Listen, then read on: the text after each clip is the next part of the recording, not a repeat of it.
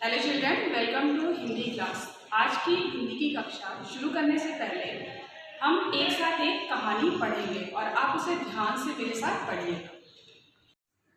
चलिए बच्चों, हम कहानी पढ़ते हैं। एक बार एक शेर गुफा सो रहा था।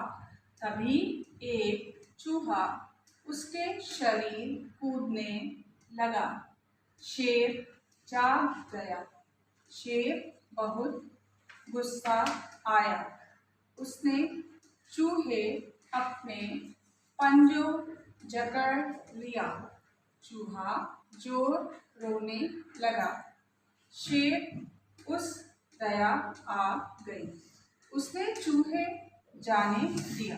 बच्चों, ये कहानी जो हमने अभी रीड करी है, देखिए क्या ये अधूरी सी नहीं लग रही? ऐसा नहीं लगता कि इसमें कुछ जो है वो मिसिंग है।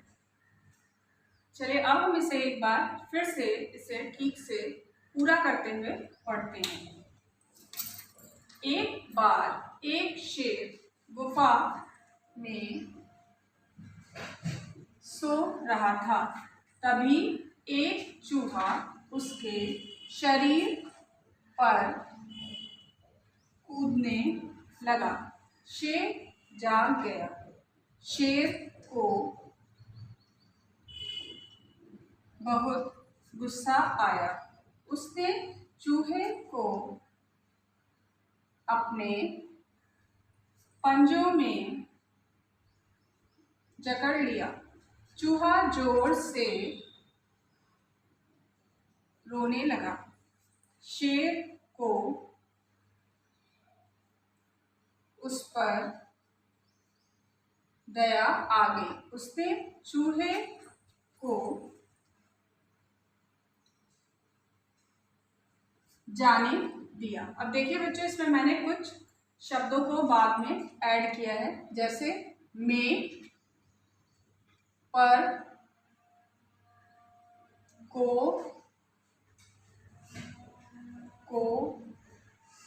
में, से, को और यहाँ पर फिर से को। तो देखिए, इन शब्दों को जब हमने ऐड किया तो हमारे जो सारे वाक्य हैं वो ठीक प्रकार से समझ में आने लगे। इस कहानी को पूरा करने के लिए हमने जिन शब्दों का बाद में प्रयोग किया था उन्हें हम एक बार फिर से पढ़ते हैं। जैसे में, पर, को, से, को, में, को आदि। तो बच्चों, इन शब्दों को ही हम कारक कहते हैं। अब मैं आपको कारक की परिभाषा बताऊंगी। कारक, कारक की परिभाषा: संज्ञा या सर्वनाम का वह रूप जिससे वाक्य के अन्य शब्दों से उसका संबंध जुड़ता है उसे कारक कहते हैं। जैसे में, पर, ने, का, की, से आदि। इसी तरह और भी बहुत सारे शब्द होते हैं जो वाक्य को पूरा करने में हमारी सहायता करते हैं। इसे हम एक उदाहरण है उसके अनुसार अच्छे से समझ पाएंगे। जैसे मेले में बहुत भीड़ भाड़ थी।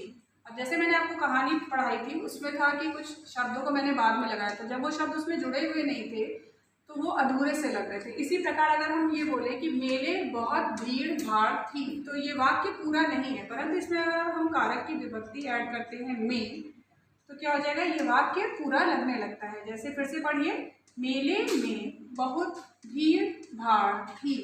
इसी प्रकार दूसरा वाक्य देखिए, अंग्रेजों ने 100 वर्षों तक भारत पर राज्य किया।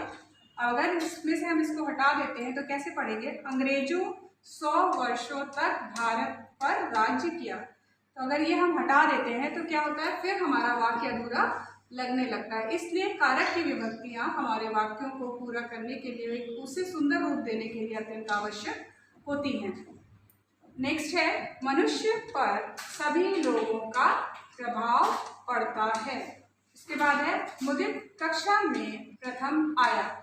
इन सब वाक्यों के अनुसार बच्चों आपको ये समझ में आ गया होगा कि यदि हम कारक का प्रयोग नहीं करेंगे वाक्यों में तो वो सही और सुंदर प्रकार से नहीं पढ़े जा पाएंगे, इसलिए कारक का प्रयोग हम हमेशा हिंदी भाषा में करते हैं।